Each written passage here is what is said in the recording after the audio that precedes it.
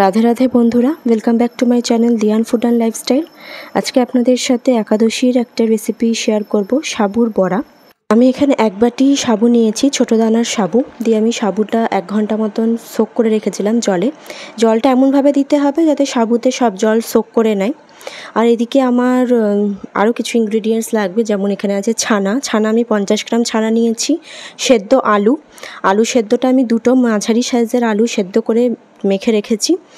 আর লাগবে আমার ভাজা জিরে গুঁড়ো, গরম মশলা গুঁড়ো, গোলমরিচ গুঁড়ো, ধনেপাতা কুচি, আদা গ্রেট করা, সন্দক লবণ আর বাকফিটের আটা বাইন্ডিংয়ের জন্য।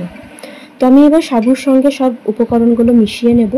আমি আদাটা গ্রেটারে গ্রেট করে নিয়েছি। তো এইভাবে আদা দিলে বড়াটা খেতে ভালো লাগে, মাঝে মাঝে আদা বাইটসটা মুখে পড়লে খুব সুন্দর লাগে। আর আমি এখানে ভাজা জিরে গুঁড়ো, গরম মশলা গুঁড়ো, গোলমরিচ গুঁড়ো সবই 1 টিস্পুন করে দিয়েছি।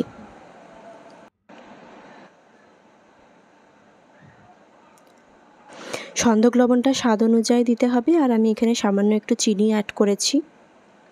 এবার হাত দিয়ে ভালোভাবে এটাকে মেখে নিতে হবে।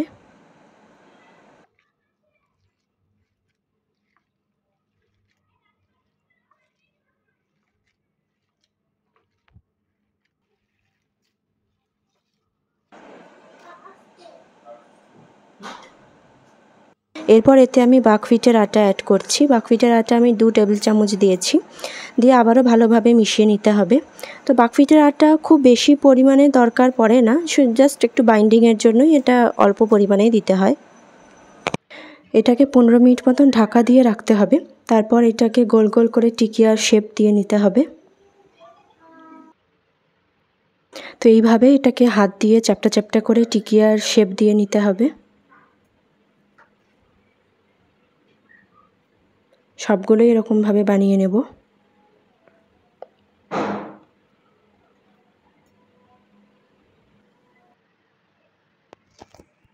তো আমার টিকাগুলো রেডি করা হয়ে গেছে।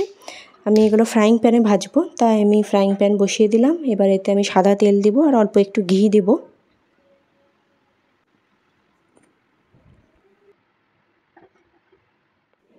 এবার এর মধ্যে বড়াগুলো দিয়ে দেব। তো বড়াগুলো আমি শ্যালো ফ্রাই করব, তাই একটু লো মিডিয়াম আঁচে বড়াগুলো ভাজতে হবে।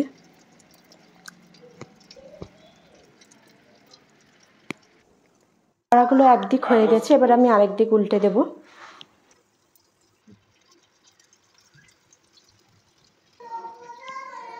তো আমার বড়াগুলো ভাজা হয়ে গেছে, এবার এগুলো প্লেটে তুলে নেব।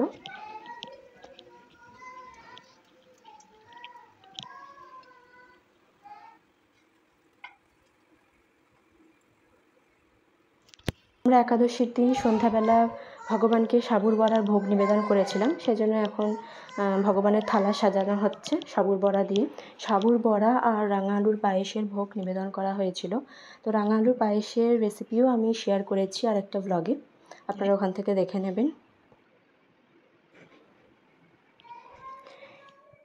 এবার ভগবানকে ভোগ নিবেদন করা হয়ে গেছে, এবার আরতি করা হচ্ছে, সন্ধ্যা আরতি।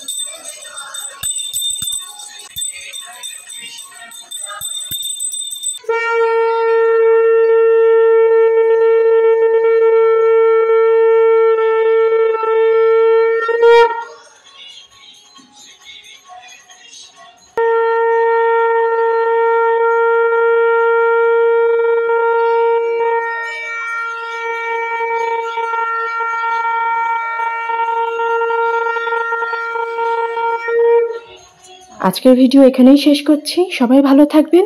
নতুন নতুন আপডেট পাওয়ার জন্য চ্যানেলটি সাবস্ক্রাইব করবেন। রাধে রাধে, কৃষ্ণ কৃষ্ণ।